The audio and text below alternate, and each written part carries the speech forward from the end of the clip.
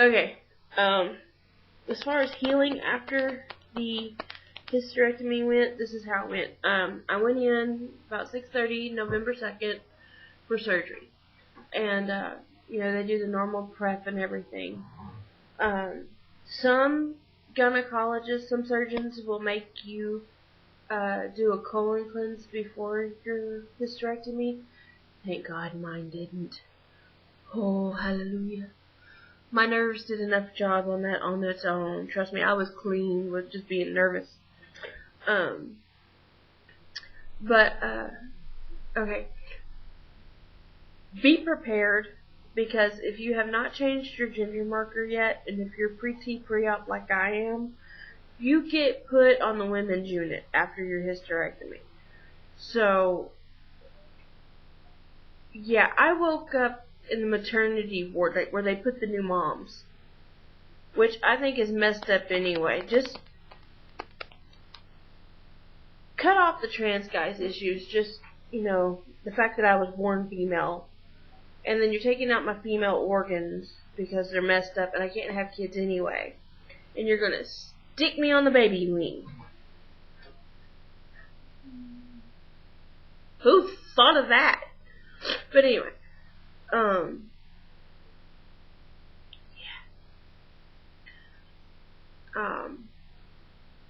so anyway, I come out of surgery, I'm on the baby wing, new baby's being born, you hear the little, quit, dogs, I'm about to lock them up, put them in their little kennels.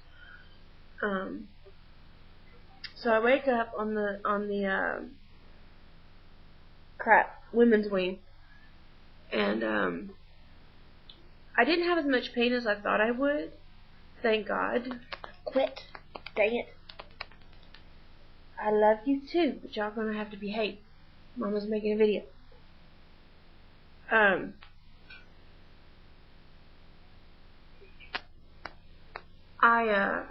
didn't have as much pain from the actual surgery as I anticipated. Now, granted, it wasn't pain-free, but it wasn't as excruciating as I had worked it up in my head to be. My biggest problem I had was with the catheter, actually. Yeah, I never want to be cathed again in my life. That seriously hurt. I had a morphine pump after surgery, and the only reason I used it was strictly to take away the pain of that freaking catheter. Okay, take the worst you've ever had to pee and multiply it times like 10, and that's what it felt like, constantly. I was like, I've got to go to the bathroom. They're like, well, you have a catheter, go. I was like, I can't. They didn't realize that the ball inside my, bladder was freaking huge and hurting. Anyway, but I also have a history of being nauseous after anesthesia. So they had me with no food for like 24 hours.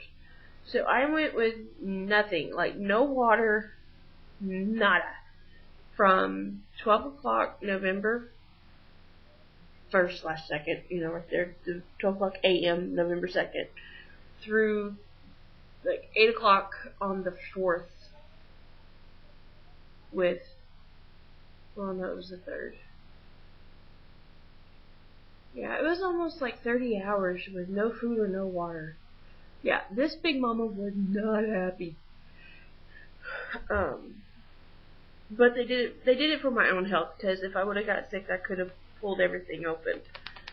I had an abdominal hysterectomy, which means I have a 4-inch scar right at the top of everybody has a pubic triangle, whether you're male, female, whatever.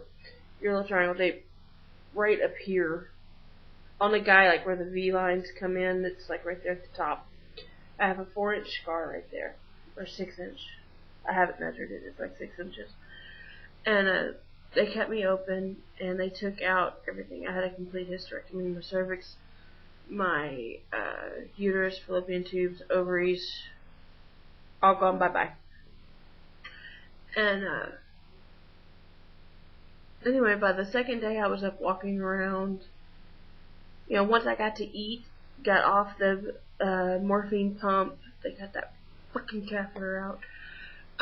Which once I got the catheter out, I was fine.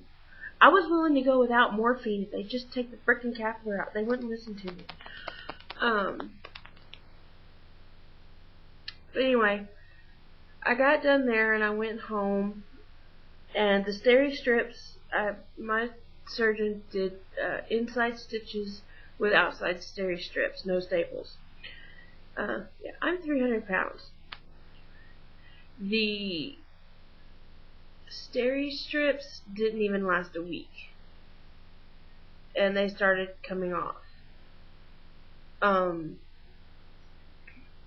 I don't know if that contributed to it, but for some reason, of course, poor nutrition on my part, bad health on my part, and smoking for years on my part, I know led to the fact that my incision has not completely healed. I'm still open 2.5 centimeters. Well, hopefully less. I find out in the morning. I gotta go get it packed. But I've been being packed at least twice a week for the past 6 weeks because it's not healing. It had closed all the way up, and then about the 4th week, I took a shower, and I raised my belly up to look at my incision, and I had a hole peeking back at me, and it freaked me the hell out. I had my mom run me back up to my doctor's office, and he looked at it, and he packed it, and it drains. Oh my God, it drains something nasty. It still drains, and the drainage stinks. I'm ready for it to be healed. So that's the only downfall. Hormonal wise, I've never felt more level in all my life. I mean, the fibroids were causing my body to produce an abnormally high amount of testosterone. And then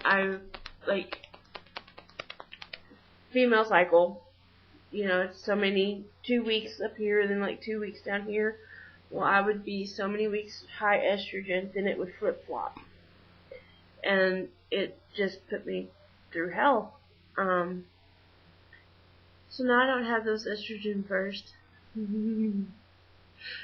So I'm kind of happy about that. My whiskers are actually coming in on their own. I'm having to shave more now than I did before.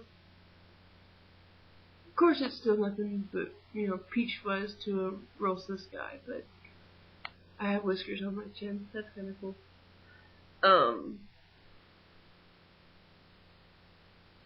But that's how I'm doing. And,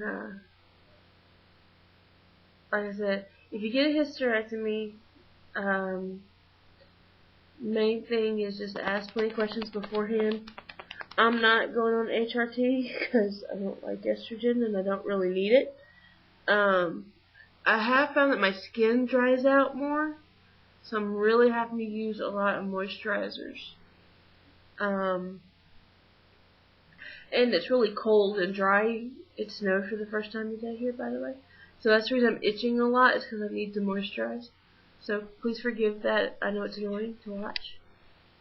But if you have any questions about how it went, I can get into more detail with y'all. But that's pretty much how it went. Just a lot of draining, a lot of extra doctor's visits. And I hate saying I need to take better notes before I start a video.